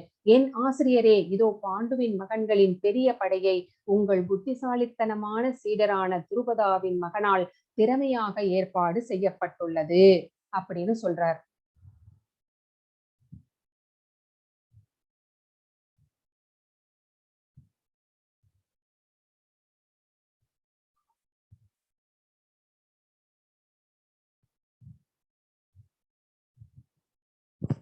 சகோசோ துர்தருஷ்டானாம் ஹிருதயானி வியதாரயத் நபஸ்ஸ பிரதவீம் சைவ துமுலோ அப்யனுநாதயன். இந்த ஸ்லோகம் என்ன சொல்கிறது அப்படின்னு நம்ம பார்க்கலாம். பல்வேறு சங்கொலிகளின் முழக்கம் பேரொளியாக எழுந்து பூமியும் வானமும் நடுங்குமாறு எதிரொலிக்க திருதராஷ்டிரரின் மகன்களுடைய இதயங்கள் சிதறி போயின. இப்போ போர் ஆரம்பமாக போகிறது. போர் ஆரம்பிக்கிறதுக்கு முன்னாடி சங்குகளை அவர்களுடைய சங்குகளை வந்து எடுத்து ஒலிக்கிறார்கள். சோ அந்த சங்கொலிகளை கேட்ட உடனேயே இந்த கௌரவர்களுடைய மனங்கள் எல்லாமே வந்து எப்படி சிதறி போயின அப்படின்னு இங்க சொல்றாங்க. சோ சுக்கு நூறாக சிதறி போயின.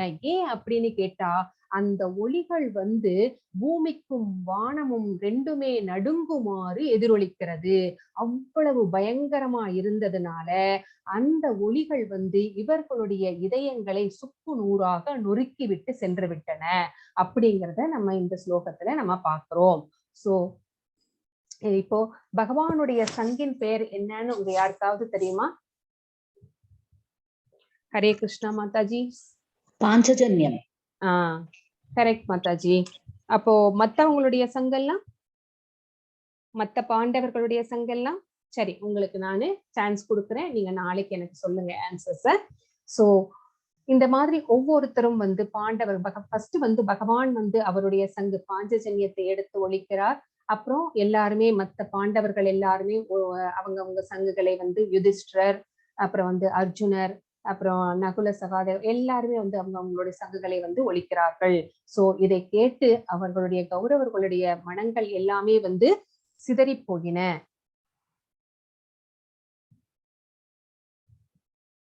இப்போ யாருக்கு வந்து இந்த போரிலே வந்து வெற்றி கிடைக்கும் அப்படிங்கிறதுக்கு 5 சிம்டம்ஸ் வந்து நம்மளுக்கு தெரியுது, அறிகுறிகள் தெரிகிறது.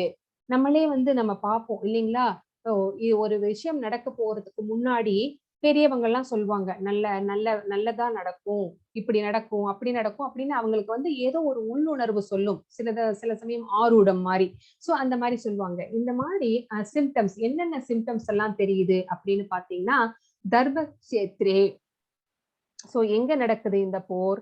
தர்மக்ஷேத்திரமான குருச்சேத்திரத்திலே நடக்கிறது. அந்த ஸ்தலம் வந்து ரொம்ப புனிதம் வாய்ந்தது. சோ அது தர்மத்தில் நடப்பவர்களுக்கே, தர்ம வழியில் செல்பவர்களுக்கே வந்து வெற்றியை தரக்கூடியது. அப்படிங்கிறதுனால இங்க யார் தர்ம வழியில் நடக்கிறார்கள்? பாண்டவர்கள் தான் தர்ம வழியில் நடக்கிறார்கள். சோ வெற்றி அவர்களுக்கே அப்படிங்கிறது ரொம்ப திட்டவட்டமாக தெளிவாக தெரிகிறது. அடுத்தது, பகவானும் அர்ஜுனரும் உட்கார்ந்து இருக்கிற இந்த தேரை நீங்க பாக்குறீங்க. இந்த தேர் வந்து அக்னி தேவனால் அர்ஜுனனுக்கு பரிசாக அளிக்கப்பட்டது. இது என்ன ஸ்பெஷாலிட்டி இந்த தேர்ல அப்படின்னா, 3 உலகங்களுக்கும் செல்லக்கூடிய வெற்றி வாய்ப்பை பெற்றுத்தரக்கூடிய இந்த தேர் வந்து அப்படிப்பட்ட பெருமை வாய்ந்த தேர் அப்படிங்கறத நம்ம இங்க தெரிஞ்சுக்கிறோம். அடுத்தது சங்கநாதம். சங்கநாதம்னா கவுன்சில்ஸ், அந்த சங்குகளை எடுத்து ஒழித்தார்கள் இல்லைங்களா, அந்த அவங்களுடைய சங்குகள் எல்லாமே வந்து தெய்வீகத்தன்மை வாய்ந்தவை. அந்த சங்கொலிகள் ஒழிக்கும் இடத்திலே வந்து வெற்றி மட்டுமே வந்து கிடைக்கும் அப்படிங்கிறதும் வந்து தெளிவாக தெரிந்து கொள்ள வேண்டும். அடுத்தது வந்து காண்டீவம். காண்டீவம் அப்படிங்கிறது என்ன? அர்ஜுனர் வச்சிட்டு இருக்கிறாரு இல்லைங்களா, அதுதான். சோ அந்த காண்டீவம் வந்து பசுபதாஸ்திரம் அப்படின்னு கூட சொல்லலாம். இது வந்து யாருக்கு? இது அர்ஜுனருடைய இந்த காண்டீவத்தை வந்து பரிசாக கொடுத்தார் யார் அப்படின்னா சிவபெருமான் தான். சோ அதுக்கு பின்னாடி ஒரு ஸ்டோரி இருக்கு, அதை எப்பவாச்சும் மாதாஜி சொல்லுவாங்க. சோ அந்த காண்டீவம் வந்து அவ்வளவு சக்தி வாய்ந்தது. சோ பாக்யலட்சுமி. பாக்யலட்சுமினா யாரு? நம்ம லக்ஷ்மி தாயார் தான். சோ அவர் எங்க இருக்கிறார்? பகவானுடைய இதயத்திலே அகலாமல் இருக்கிறார். சோ பகவான் அப்பர் எப்படிப்பட்டவர்? அவர் வந்து எங்க இருக்கிறாங்களோ அவங்க வந்து அதிர்ஷ்டத்தை தரக்கூடியவர், அதிர்ஷ்ட லட்சுமி. சோ வெற்றி லட்சுமி, வெற்றியை. சோ வெற்றி வாய்ப்பு வந்து பாண்டவர்களுக்குத்தான். ஏன்னா வெற்றியை தரக்கூடிய அந்த தாயாரே வந்து பகவான் கிட்டயே இருக்கிறாங்க. ஏன்னா பகவான் யாரு பக்கத்துல இருக்கிறாரு? அவங்க வந்து பாண்டவர் பக்கத்துலதான் இருக்கிறாரு. சோ யாருக்கு தேரோட்டியாக இருக்கிறார்? அர்ஜுனருக்கு தேரோட்டியாக இருக்கிறார். எவ்வளவு பெரிய கருணை பாருங்க, எவ்வளவு எளிமையானவராக இருக்கிறார் பாருங்க. ஒரு தேரோட்டியாக இருக்கிறது அப்படிங்கிறது எவ்வளவு பெரிய வேலை தெரியுமா? அந்த தேரோட்டி என்ன செய்வார் அப்படின்னா, உட்கார்ந்திருப்பார். அந்த பின்னாடி உட்கார்ந்து இருக்கிற அர்ஜுனர் என்ன செய்வார்னா, லெப்ட்ல போ, ரைட்ல போ அப்படின்னு தன்னுடைய கால்களினாலே வந்து பகவானுடைய முதுகை வந்து அவர் வந்து தட்டுவார். சோ லெப்ட்ல போறதுக்கும் ரைட்ல போறதுக்கும் அதுதான் வந்து, ஏன்னா போர்க்களத்திலே வந்து ரொம்ப சத்தமா இருக்கும் இல்லைங்களா, அந்த மிருகங்களுடைய அந்த ஒலிகள் ரொம்ப நாய்ஸியா இருக்கும். அப்படிங்கிறதுனால நம்ம பேசுறது வந்து கேட்காது. சோ இது வந்து இவங்க 2 பேரும் முன்னாடியே பேசி வச்சுப்பாங்க. நீ இப்படி சொன்னேன்னா நான் இந்த சைட் போகணும், நான் அப்படி சொன்னேன்னா அப்படி போகணும் அப்படிங்கிற 2 பேரும் பேசி வச்சுக்கிட்டு அந்த மாதிரிதான் தேரோட்டியும் வந்து பின்னாடி உட்கார்ந்து இருக்கிறவங்களும் வந்து நடந்துப்பாங்க. சோ அது மட்டும் கிடையாது, போர் முடிஞ்சதுக்கு அப்புறமா பகவான் என்ன செய்வாருன்னா, இதோ இந்த புறவிகள், இந்த குதிரைகளை எல்லாம் ஓட்டி கொண்டு போய் அவங்களை எல்லாம் நல்லா குளிக்க வச்சு அதுங்களை எல்லாம் பசியாத்தி, ஒரு தேரோட்டி என்னென்ன பணிகள் எல்லாம் செய்வாரோ அத்தனையுமே வந்து செய்தார். யாராவது நம்மெல்லாம் சொல்லுவோமா, நம்ம ஒரு டீச்சரா இருக்கோம், ஒரு டாக்டரா இருக்கோம், ஒரு என்ஜினியரா இருக்கோம் அப்படின்னா நம்ம கீழே அந்த சின்ன சின்ன வேலைகளை எல்லாம் வந்து நம்ம செய்ய மாட்டோம். நான் ஏன் செய்யணும், அது என்னோட வேலை இல்லை அப்படின்னு சொல்லுவோம். சோ ஆனா பகவான் வந்து தேரோட்டிங்கிற பாத்திரத்தை ஏற்றுக்கொண்டதுனாலே, ஒரு தேரோட்டி என்னென்னலாம் செய்வாரோ அதை எல்லாமே வந்து அவர் செய்தார். அவருடைய முதுகிலே வந்து அந்த காயங்கள் எல்லாமே இருக்கும். கால்னால அவர் வந்து தட்டி தட்டி சொல்றதுனால ஏற்பட்ட காயங்கள் எல்லாமே அவருடைய உடம்பிலே இருக்கும். சோ அந்த மாதிரியான ஒரு எளிமை வாய்ந்தவர். அவர் வந்து கருணை கடல். சோ அந்த மாதிரி பாகியலட்சுமி அப்படிங்கிற லட்சுமி அவருடைய மனசிலே இருக்கிறதுனால வெற்றி வந்து பாண்டவர்களுக்கே அப்படிங்கிறது நம்மளுக்கு தெரிகிறது. அடுத்தது வந்து ரிஷிகேஷான்னு யாரை சொல்றோம், பகவானை சொல்றோம். ஏன் அப்படின்னா நம்முடைய புலன்களை எல்லாம் வழிநடத்துபவர். சோ அதனால வந்து பகவானுக்கு ரிஷிகேஷர் அப்படிங்கிற பேரு. சோ ரிஷிகேஷரே வந்து இங்க வந்து அர்ஜுனருக்கு வழிகாட்டுவதற்காக, பாண்டவர்களுக்கு வழிகாட்டுவதற்காக பாண்டவர்கள் பக்கம் இருக்கிறதுனால இந்த சிம்டம்ஸ் எல்லாமே என்ன சொல்கிறது அப்படின்னா பாண்டவர்களுக்குத்தான் வெற்றி வாய்ப்பு அப்படிங்கிறதை தெளிவாக தெரிவிக்கிறது. ஏன் இங்க என்ன பண்றாரு அப்படின்னு பார்த்தா அர்ஜுனர் தான் கண்ணுல தண்ணி. சோ ரொம்ப வருத்தமா இருக்கிறாரு, தலையில கைய வச்சுக்கிட்டாரு. சோ பகவான் கிட்ட என்னமோ சொல்லிட்டு தலையில கை வச்சுட்டு இருக்கிறாரு. என்ன அப்படின்னு பார்த்தா நான் போர் செய்ய மாட்டேன் அப்படின்னு சொல்றாரு. அதுக்கு என்ன காரணம் அப்படின்னு பார்த்தா இரக்கம். சோ இன்பமின்மை, பாவச் செயல், குடும்ப பாரம்பரியம், இருமணம் அப்படின்னு 5 ரீசன் சொல்றாரு. இந்த 5 ரீசன்னால நான் வந்து போர் செய்ய மாட்டேன் கிருஷ்ணா, என்னை விட்டுடு, நான் காட்டுக்கு போய் தவம் பண்ணிக்கிறேன், எனக்கு இந்த ராஜ்யம் வேண்டாம், இந்த சுகங்கள் வேண்டாம், எனக்கு எதுவுமே வேண்டாம், இந்த செல்வ செழிப்பு எதுவுமே வேண்டாம், என்னை விட்டுடு, நான் போயிடுறேன் அப்படின்னு சொல்றாரு. அது என்ன அப்படின்னு ஒன்னொன்னா பார்க்கலாம்.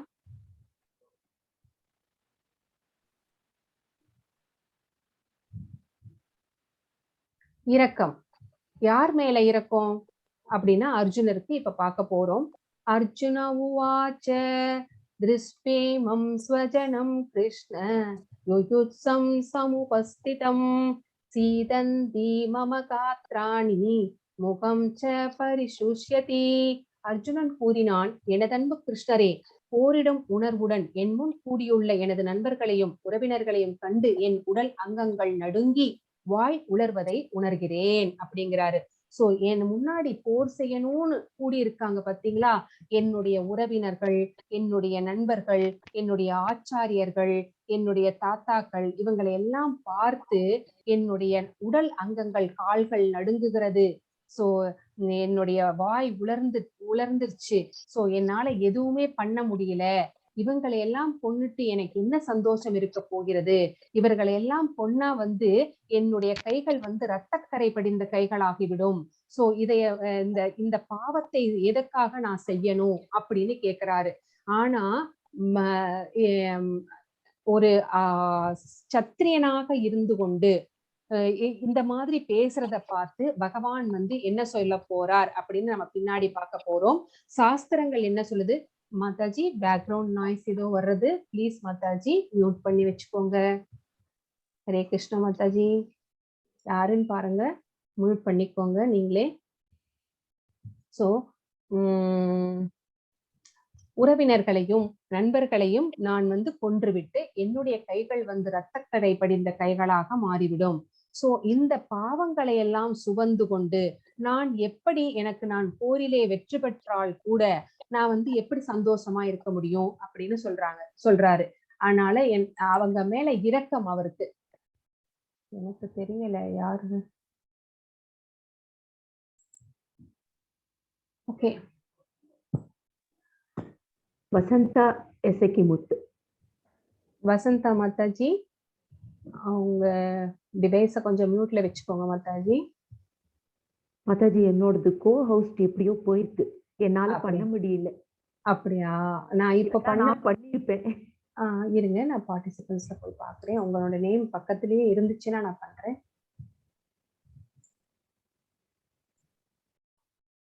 நீங்க எங்கேயோ காணுமே மாதாஜி.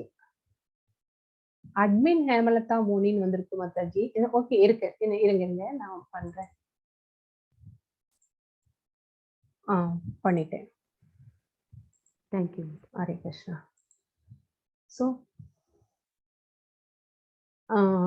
எனது நண்பர்களையும் உறவினர்களையும் வந்து நான் கொன்னுட்டேன் அப்படின்னா எனக்கு இன்னும் சந்தோஷம் கிடைக்க போகிறது அப்படின்னு சொல்றாரு. சோ இவங்களை எல்லாம் கொன்னுட்டேன்னா அவர்களை கொன்ற பாவம் வந்து எனக்கு வந்து சேரும். சோ அந்த பாவம் வந்து என்னை வந்து சந்தோஷமா இருக்க விடாது அப்படின்னு அவர் வந்து இங்க வந்து சொல்றாரு. ஆனா சாஸ்திரம் என்ன சொல்கிறது அப்படின்னா 6 வகையான அக்ரஸர்ஸ், அதாவது இந்த வீட்டுக்கு தீ வைப்பவர்கள், அப்புறம் சாப்பாட்டுல வந்து விஷம் வைக்கிறவங்க, அடுத்தவர்களுடைய மனைவியை அபகரிப்பவர்கள், அடுத்தவர்களுடைய செல்வத்தை வந்து கொள்ளையடிப்பவர்கள், அடுத்தவர்களுடைய நிலத்தை அபகரிப்பவர்கள், இந்த மாதிரியான 6 வகையான கொடுமைக்காரர்களை வந்து நம்ம வந்து விசாரணையே பண்ண வேண்டாம், விசாரிக்காம வந்து அவங்களை வந்து நம்ம வந்து கொள்ளலாம், அவங்களுக்கு வந்து அவங்களை கொன்னவங்களுக்கு வந்து எந்த பாவமும் வந்து சேராது அப்படிங்கிறது அர்ஜுனனுக்கும் தெரியும்.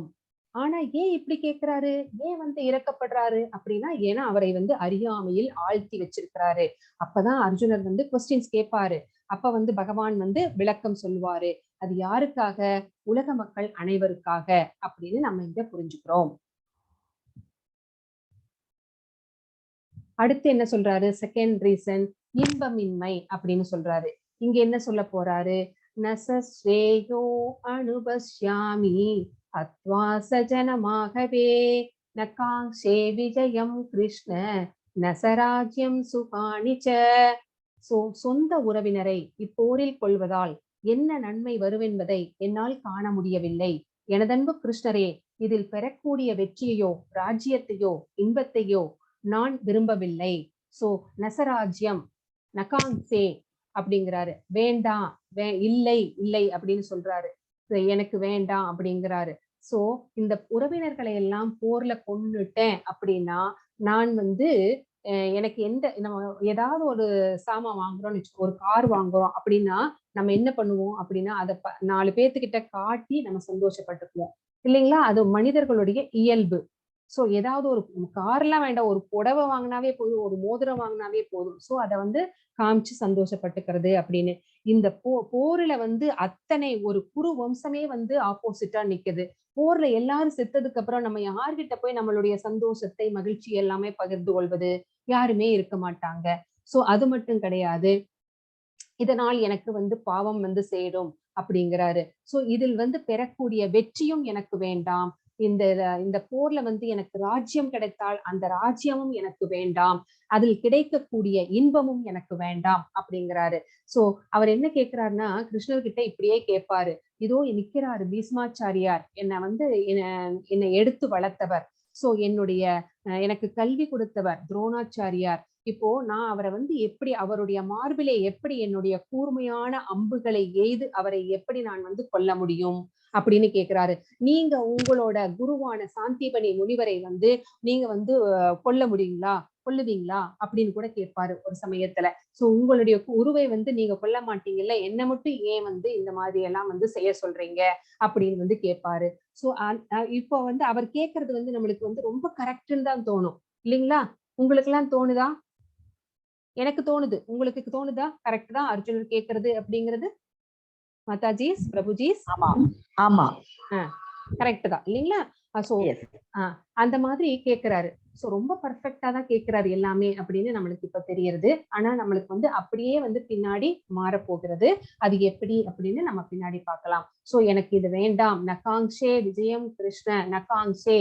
சோ எனக்கு வெற்றி வேண்டாம், எனக்கு வந்து நசராஜ்யம், எனக்கு ராஜ்யம் வேண்டாம், அதில் கிடைக்கக்கூடிய இன்பமும் வேண்டாம், சுகாணிச்ச எனக்கு வேண்டாம் அப்படின்னு சொல்றாரு. எனக்கு எதுவுமே வேண்டாம், அதனால நான் போரே செய்யலப்பா, என்னை விட்டுடு அப்படிங்கிறாரு. அடுத்து 3வது ரீசன் என்ன சொல்றாரு அப்படின்னா, பாவச் செயல். நான் இவங்களை எல்லாம் கொன்னேன்னா எனக்கு பாவம் வந்து சேரும், சின்ஃபுல் ரியாக்ஷன். சோ அப்படின்னு சொல்றாரு. பாவம் ஏவாஸ்ரயே தஸ்மான் அத்வைதான் ஆததாயின தஸ்மான் நார்ஹாவயம் ஹந்தும் தார்தராஷ்டிரான் சபாந்தவான் ஸ்வஜனம் ஹி கதம் கித்வா சுகின ஷ்யாம மாதவ. இத்தகைய அக்கிரமக்காரங்களை கொள்வதால் நமக்கு பாவமே வந்து சேரும். சோ அவங்க வந்து கௌரவர்கள் வந்து அக்கிரமக்காரர்கள் தான். ஏன்னா வந்து அவங்க என்னென்னலாம் பண்ணிருக்காங்கன்னு தெரியும். இல்லைங்களா? பீமனுக்கு விஷம் வைத்து கொல்ல பார்த்தார்கள்.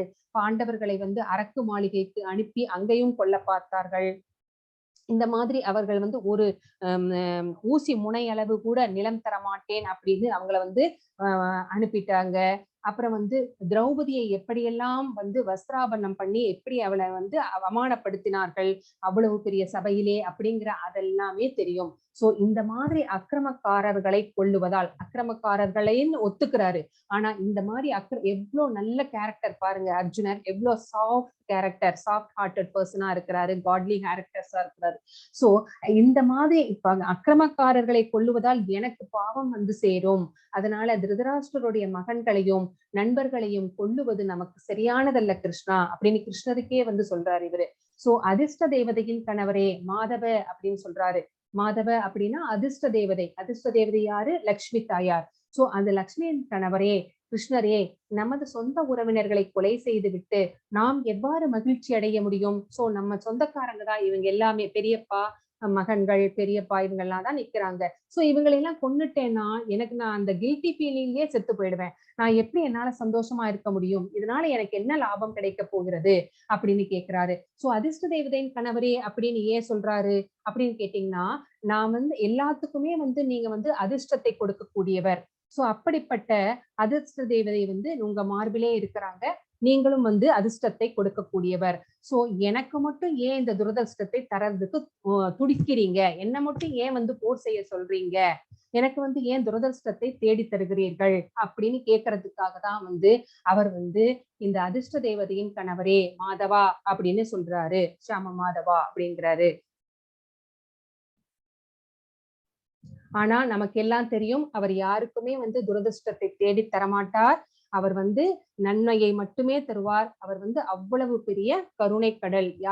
நம்ம வந்து நினைக்கிறோம், நம்மளுக்கு ஏதாவது ஒரு கஷ்டம் வந்துருச்சுன்னா நம்ம நினைப்போம், எனக்கு மட்டும் ஏன் இப்படி நடக்குது, பகவான் எனக்கு மட்டும் ஏன் இப்படி பண்றாரு அப்படின்னு நினைப்போம். ஆனா பகவான் நம்மளுக்கு எதுவுமே கொடுக்கறது கிடையாது. எதுவுமேனா நம்மளுக்கு கஷ்டங்களை கொடுப்பது கிடையாது. நம்ம என்னைக்கோ பண்ணின விஷயங்களுக்காக தான், நம்ம வந்து செயல்களுக்காக தான் நம்ம வந்து இன்னைக்கு கஷ்டத்தை அனுபவிக்கிறோம்.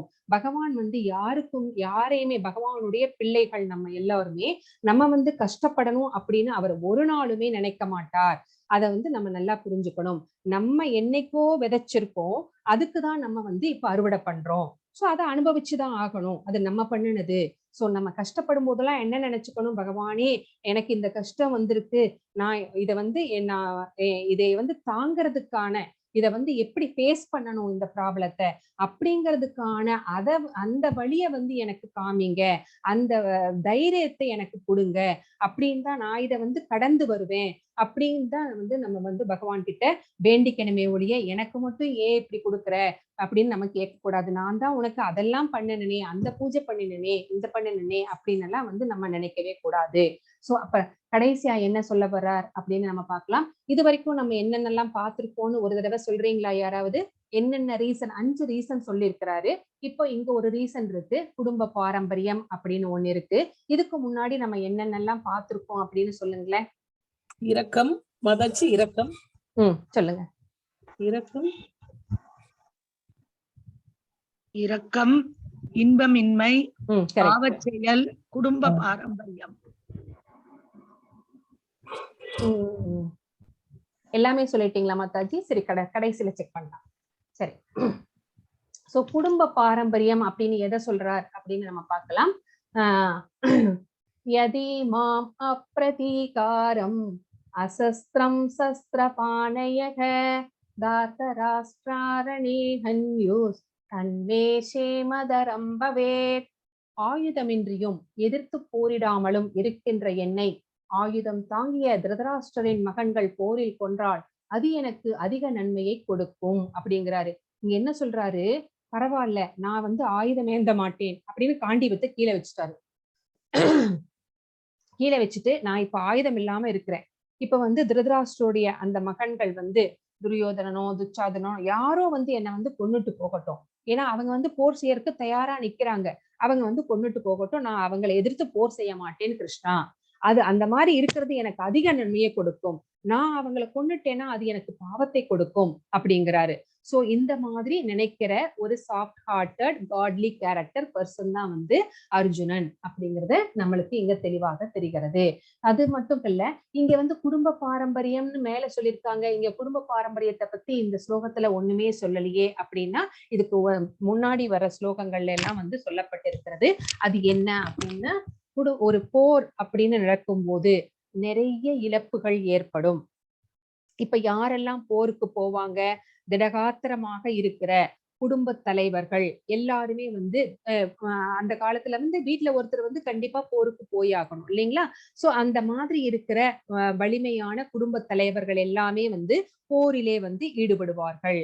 சோ அந்த போரிலே வந்து நிறைய பேர் இறப்பதற்கு நிறைய சான்சஸ் இருக்கு. அந்த மாதிரி பெரியவர்கள் அந்த குடும்ப தலைவர்கள் எல்லாம் வந்து அந்த போரிலே இறந்து விட்டால் அப்போ அந்த குடும்பத்தை வழிநடத்துவதற்கு யாரும் இருக்க மாட்டார்கள். குடும்பத்தில் உள்ள இளைஞர்களை, பெண்களை, வயதில் மூத்தவர்களை, அந்த மாதிரி யாருமே, வயதில் மூத்தவர்கள் கூட போருக்கு வந்துருவாங்க அப்பெல்லாம். சோ அவங்களை எல்லாம் வந்து பெண்களையும் இளைஞர்களையும் வழிநடத்துவதற்கு அவங்க யாருமே இருக்க மாட்டாங்க. சோ அப்போ ஒரு குழந்தை பிறந்ததிலிருந்து அவங்க இறக்கிற வரைக்குமே நிறைய தூய்மைப்படுத்தும் நிறைய சடங்குகள் எல்லாம் செய்ய வேண்டி இருக்கிறது. சோ அந்த ரிலீஜியஸ் அந்த பரிகாரங்கள், ஆக்டிவிட்டிஸ், சமஸ்காரங்கள் சொல்றோம் இல்லைங்களா, அந்த இதெல்லாம் வந்து செய்வதற்கு அவர்களை சொல்லி ரிலீஜியஸா வந்து அவங்களுக்கு எடுத்து சொல்லி அதையெல்லாம் வழிநடத்துவதற்கு, தூய்மைப்படுத்தும் செயல்கள் செய்வதற்கு அந்த குடும்பத்திலே பெரியவர்களும் குடும்ப தலைவர்களும் இல்லாம போயிடுவாங்க. அப்ப அந்த இளைஞர்கள் என்ன ஆவாங்க அப்படின்னா, இர்ரிலீஜியஸ் ஆக்டிவிட்டீஸ்ல மதம் எதெல்லாம் வந்து சொல்லி இருக்கிறதோ, மதம் அப்படின்னா நம்ம இங்க பகவத்கீதையின் படி என்னன்னா இந்து மதம், முஸ்லிம் மதம் அப்படியெல்லாம் கிடையாது. மதம் அப்படின்னா தர்மம் அப்படிங்கறதுதான் பகவத்கீதை படி. சோ தர்ம வழியிலே வந்து நடப்பதற்கு தவறி விடுவார்கள். சோ அந்த மாதிரி அதர்ம வழியிலே போக ஆரம்பிப்பார்கள் இளைஞர்கள் எல்லாருமே. சோ அங்கிருக்கிற பெண்களுக்கும், பெண்கள் எப்பவுமே அர்த்த சாஸ்திரம் கூட சொல்கிறது, பெண்கள் வந்து சின்ன வயசுல இருக்கும்போது தந்தையினால் பாதுகாக்கப்பட வேண்டும்.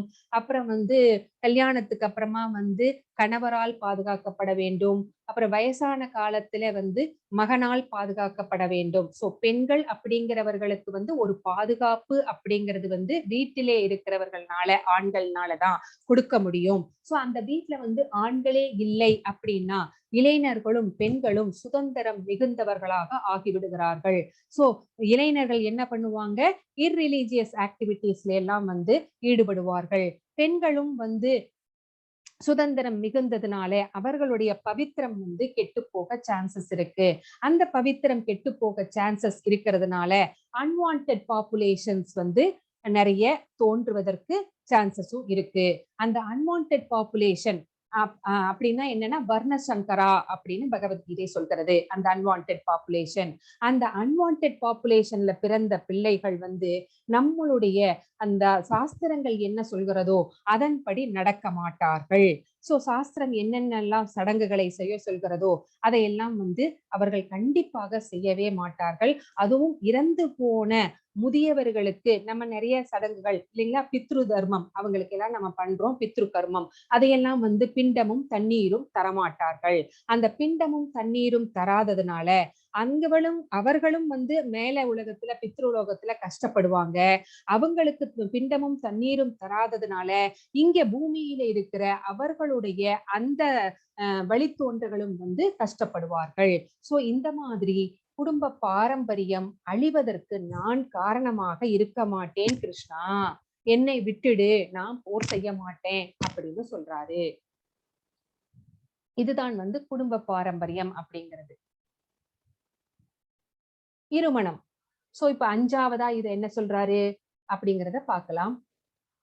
சஞ்சய உவாச்ச ஏவம் உக்த்வார்ஜுன சங்கே ரதோபஸ்த உபாவிஷத் விஷ்ணுஜ்ய சசரம் சாபம் சோக சம்விக்ன மானச.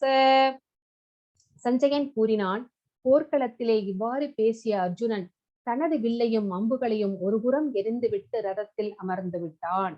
அவனது மனம் சோகத்தில் மூழ்கியுள்ளது.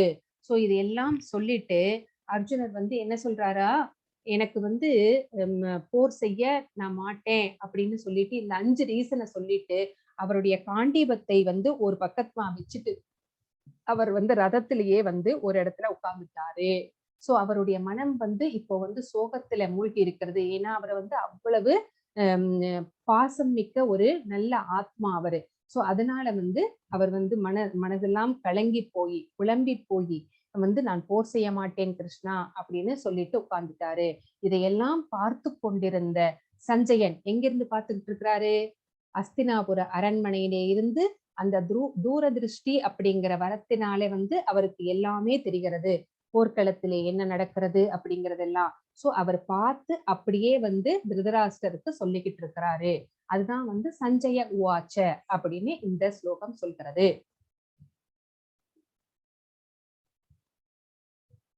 சோ இந்த போர் இதனுடைய ஒரு சின்ன ரீகேப் மாதிரிதான் இது. என்ன அப்படின்ட்டு நம்ம என்னெல்லாம் பார்த்தோம் அப்படிங்கிறது. சோ ஃபர்ஸ்ட் என்னது 1.1ல நம்ம என்ன பார்த்தோம்? திருதராஷ்டிரர் வந்து விசாரிக்கிறார் சஞ்சய, போர்க்களத்துல என்ன நடக்கிறது சஞ்சயா அப்படின்னு கேட்கிறாரு. கிம்ம குர்வத சஞ்சய அப்படின்னு கேட்கிறாரு. என்னுடைய மகன்களும் பாண்டவ புத்திரர்களும் என்ன செய்து கொண்டிருக்கிறார்கள் அப்படின்னு கேட்டாரு. நம்ம பார்த்தோம். அப்ப துரியோதனனுடைய பயத்தையும் பார்த்தோம். மகதீம் சமும்னா மிகப்பெரிய பாண்டவர்களுடைய படை அப்படிங்கிறாரு. சோ எத்தனையோ நாட்கள் எத்தனையோ வருடங்கள் வந்து வனவாசத்திலே இருந்தவர்களினால வந்து இவ்வளவு பெரிய படையை வந்து எப்படி திரட்ட முடிந்தது அப்படிங்கிறத பார்த்து அவருக்கு ஒரு பயம் ஏற்படுகிறது. அடுத்து வந்து சங்குகள் முழங்குதல். சோ பகவானுடைய சங்கு பாஞ்சஜன்யம் முழங்குச்சு. அடுத்தது வந்து மத்த பாண்டவர்களுடைய சங்குகள் எல்லாமே முழங்குச்சு. அதை கேட்ட உடனே ஹிருதயானி வியாதராய், சோ அவர்களுடைய கௌரவர்களுடைய நெஞ்சங்கள் எல்லாமே வந்து சுக்கு நூறாக சிதறின அப்படிங்கிறதையும் நம்ம பார்த்தோம். அர்ஜுனனுடைய கவனிப்பு. சோ அங்க 1.20 27 வரைக்கும் நம்ம அதை பார்த்தோம். அவர் வந்து என்னென்னலாம் பார்த்தாரு, தேர கொண்டு போய் 2 படைகளுக்கும் நடுவுல நிறுத்த சொல்லி கேட்டாரு. அந்த 2 படைகளையும் பார்த்த உடனே வந்து மனசெல்லாம் கலங்கி போனாரு. அவருடைய உடல் அங்கங்கள் நடுங்கின, வாய் உலர்ந்து போச்சு. காண்டிவத்தை கீழே வச்சுட்டு நான் போர் செய்ய மாட்டேன்னு உட்கார்ந்துட்டாரு. காண்டீவம் சம்சதே ஹஸ்தாத். சோ அதையும் நம்ம பார்த்தோம். அடுத்தது அர்ஜுனன் போராடாம இருக்கிறதுக்கு என்னென்ன காரணங்கள் எல்லாம் சொன்னாரு அப்படிங்கிறதையும் நம்ம பார்த்தோம். இரக்கம் இன்பமின்மை, அடுத்தது வந்து பாவச்செயல், குடும்ப பாரம்பரியம், இருமணம் அப்படிங்கிற அந்த ரீசனையும் பார்த்தோம். அப்ரதீதா அகஸ்திரம். சோ அப்ரதீகாரம் அகஸ்திரம் அப்படி அசஸ்திரம் அப்படிங்கிறதையும் நம்ம பார்த்தோம். சோ இந்த 5 ரீசனையும் வந்து சொல்லிட்டு நான் வந்து போரிட மாட்டேன் அப்படின்னு சொல்லி அந்த காண்டீவத்தை வந்து கீழே வச்சிடுறாரு. சோ இதுதான் வந்து இந்த ஃபர்ஸ்ட் சாப்டர் அர்ஜுன விசாத யோகம், அர்ஜுனனின் கவலை அப்படிங்கிற இந்த சாப்டருடைய ரீகேப் அப்படிங்கிறது நம்ம பார்க்கிறோம். சோ இதோட நான் வந்து இந்த ஸ்டாப் ஷேர் பண்றேன். இன்னைக்கு வந்து மாதாஜி வந்து ஹேமலதா மாதாஜி நம்மளுடைய அட்மின். இவங்கதான் வந்து எப்பவுமே ஸ்டோரி சொல்லுவாங்க. இந்த பகவத்கீதை சாப்டருக்கு ஆப்டான ஸ்டோரி வந்து சொல்லுவாங்க. அவங்க இன்னைக்கு என்ன ஸ்டோரி சொல்ல போறாங்க அப்படிங்கறத வந்து நம்ம பார்க்கலாம். மாதாஜி சொல்லுங்க. எல்லா டிவோட்டிஸ்க்கும் என்னுடைய நமஸ்காரம். இன்னைக்கு வந்து பீஷ்மாஷ்டமிங்கிறதுனால நான் இன்னைக்கு வந்து பீஷ்மருடைய சரித்திரத்தை பத்தி சொல்லலான் இருக்கேன். இவர் வந்து சாந்தனு அவருடைய முதல் மனைவி கங்கா இவர்களுடைய 8வது புதல்வன் தான் தேவதத்தன். கங்கை வந்து முதல் 7 குழந்தைகளை கங்கையிலேயே மூழ்க விட்டா. 8வது குழந்தையா இவர் பிறக்கும் போது இவர் மூழ்க விடுற சமயத்துல சாந்தனு வந்து ஏன் இப்படி பண்ற அப்படிங்கிறத கேட்டுட்டார். உங்களுக்கு இதுல ஒரு இது என்னன்னா, கங்கை ஃபர்ஸ்ட் சாந்தனுவை ஒரு திருமணம் பண்ணிக்கிறதுக்கு முன்னாடியே அவள் ஒரு வரன் கேட்டான்.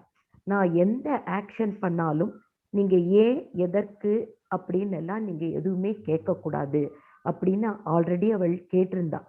அதையும் மீறி நீங்க கேட்டீங்கன்னா நான் அந்த சமயமே நான் வந்து உங்களை விட்டுட்டு நான் போக வேண்டிய ஒரு நிலைமை வரும் அப்படிங்கிறத சொல்லியிருக்கா. இப்ப வந்து இவர் இந்த குழந்தைய இப்படி பிறக்கிற குழந்தை எல்லாத்தையும் போட்டுட்டு இருக்காளே அப்படின்னு சொல்லிட்டு ஏன் அப்படிங்கிறது அவருக்கு தாங்க முடியாம போய் கேட்டுட்ட. ஏன் அப்படி பண்ற அப்படின்னுட்டு.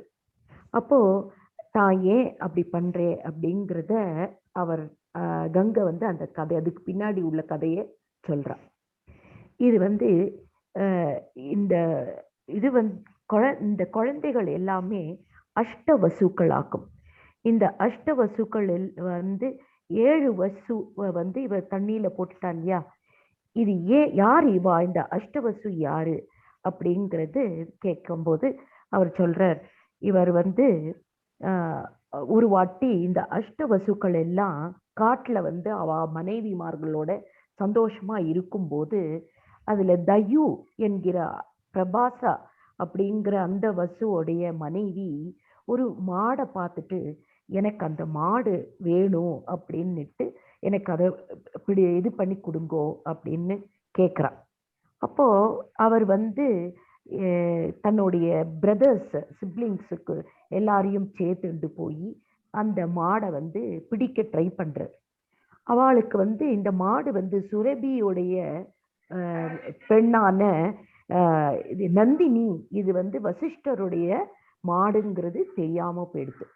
தெரியாம அதை அபகரிக்கும் போது அந்த வசிஷ்டர் வந்து அதை பார்த்து பிடிச்சு விடுறாரு. பிடிச்சிட்டு இவாளுக்கு சாபத்தை கொடுத்துடுறாரு. நீங்க வந்து இந்த உலகத்துல வந்து பிறவி எடுக்க வேண்டி வரும் அப்படிங்கிற மாதிரி சொல்லிடுறாரு. அப்போ அவ வந்து ரொம்ப மன்றாடி கேட்டுக்கிறா, நாங்க பண்ணது தப்பு, என்ன மன்னிச்சிடுங்க எங்களை அப்படின்றா. அப்போ அவ வந்து வசிஷ்டர் வந்து, நீங்க 7 பேரும் இந்த உலகத்துல பிறப்பேர், ஆனா உடனடியா நீங்க வந்து முக்தி அடைஞ்சிடுவேன். ஆனா இதுக்கெல்லாம் காரணமான இந்த மாட அபகரிக்க காரணமான தெய்யு வந்து இந்த உலகத்துல நிறைய நாள் உயிரோட இருக்க போறான் அப்படிங்கிற மாதிரி உள்ள சாபத்தை அவன் தான் அதை ஃபுல்லா அனுபவிச்சானோ இந்த பாவத்தை அப்படிங்கிறது சொன்ன உடனே அது அது அந்த கங்கைய இவ வந்து போய் கேட்கும்போது கங்கை வந்து அதை அவளை பெத்து கொடுக்கறதா அவள் ஏத்துக்கும் போது சாந்தனுவை கல்யாணம் பண்ணிட்டு இவா 7 பேருக்கு முக்தி கொடுத்துடுறா. அந்த 8வது தான் தயு, அவர் தான் தேவதத்தனா ஆயிடுறாரு.